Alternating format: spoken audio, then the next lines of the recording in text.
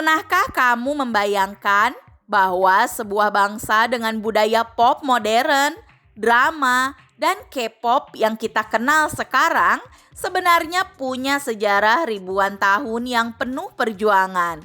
Ya, Korea bukan hanya tentang BTS, kimchi, atau drama romantis.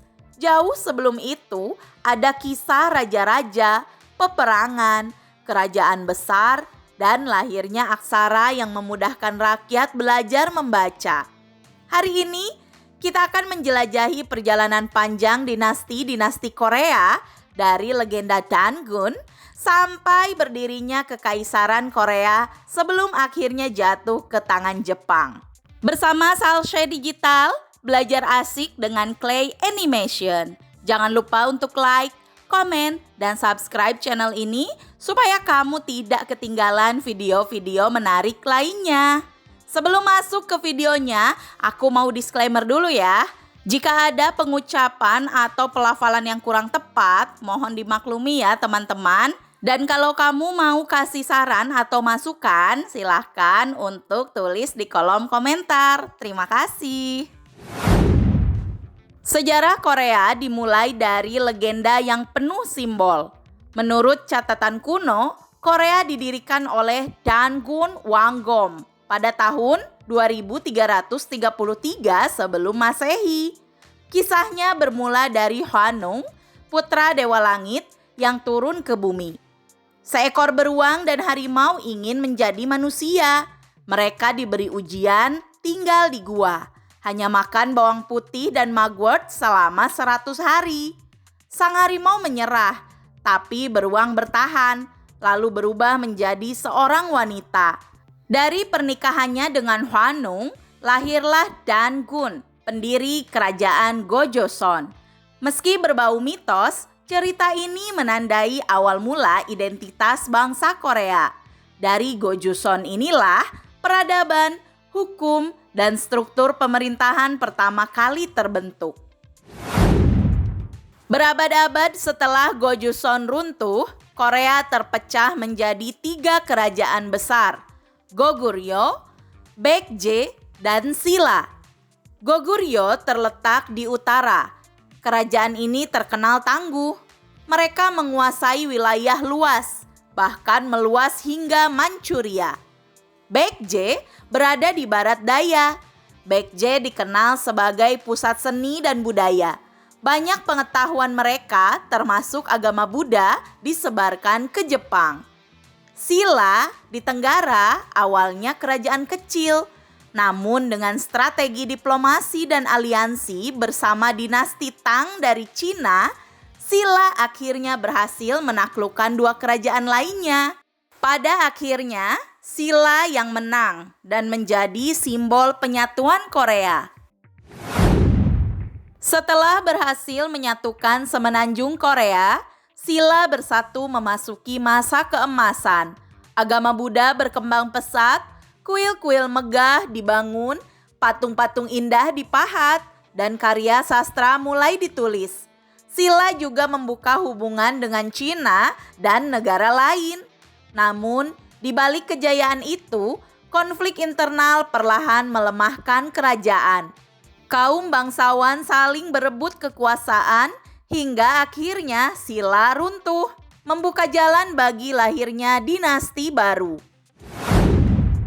Dari keruntuhan Silla, berdirilah kerajaan baru, Goryeo.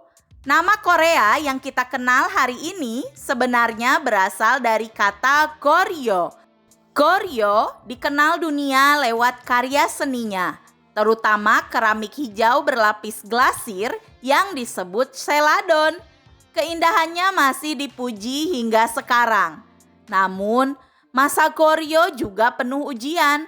Mereka harus menghadapi invasi bangsa Khitan, Jurchen, dan Mongol.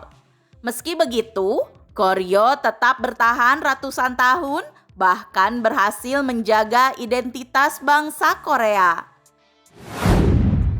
Lalu lahirlah dinasti baru yang paling panjang dalam sejarah Korea, dinasti Joseon. Berkuasa lebih dari 500 tahun, Joseon meninggalkan jejak yang sangat dalam. Pemerintahannya berlandaskan Konfusianisme yang menekankan pendidikan moralitas dan hierarki sosial. Istana megah dibangun, termasuk Istana Gyeongbokgung yang masih berdiri hingga sekarang. Namun, warisan terbesar Joseon datang dari seorang raja visioner, Raja Sejong yang agung. Pada abad ke-15, ia menciptakan Hangul, sistem tulisan Korea yang sederhana dan mudah dipelajari. Sebelumnya, rakyat kesulitan karena hanya kalangan bangsawan yang menguasai aksara Cina. Dengan Hangul, semua orang bisa belajar membaca dan menulis. Selain itu, masa Joseon juga diwarnai konflik.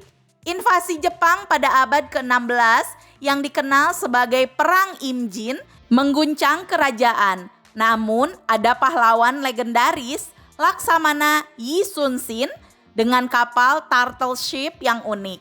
Kapal berbentuk kura-kura berlapis baja ini berhasil menghalau armada Jepang.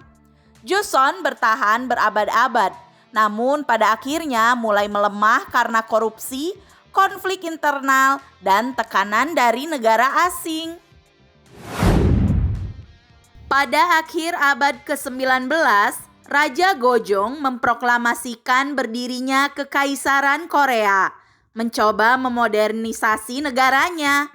Gedung-gedung bergaya barat dibangun, sistem pendidikan baru diperkenalkan, dan upaya diplomasi dilakukan agar Korea diakui dunia. Namun, masa kejayaan itu singkat. Jepang yang sedang berkembang menjadi kekuatan militer besar melihat Korea sebagai target. Pada tahun 1910, Korea resmi dianeksasi Jepang. Masa kekaisaran berakhir, digantikan oleh periode penjajahan yang menyakitkan. Dari legenda Dankun hingga berdirinya Kekaisaran Korea, perjalanan sejarah dinasti-dinasti Korea adalah kisah panjang tentang perjuangan, kreativitas, dan ketahanan.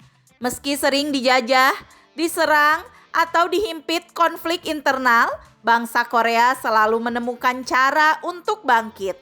Jejak sejarah itu masih terlihat sampai sekarang, dari aksara Hangul, keramik Goryeo, hingga nilai-nilai Konfusianisme Joseon.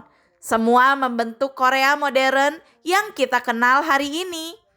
Jadi, saat kamu menikmati drama Korea atau mendengar musik K-pop, ingatlah bahwa di balik semua itu ada ribuan tahun sejarah yang mengalir membentuk identitas bangsa Korea. Terima kasih telah menonton video ini sampai habis. Jika kamu punya saran atau masukan, topik apa yang harus diangkat untuk video-video selanjutnya, langsung komen saja di bawah ya. Jangan lupa untuk like dan share video ini ke teman-temanmu, supaya teman-temanmu jadi tahu fakta-fakta unik yang mungkin jarang diketahui. Sampai jumpa di video-video selanjutnya. Dadah!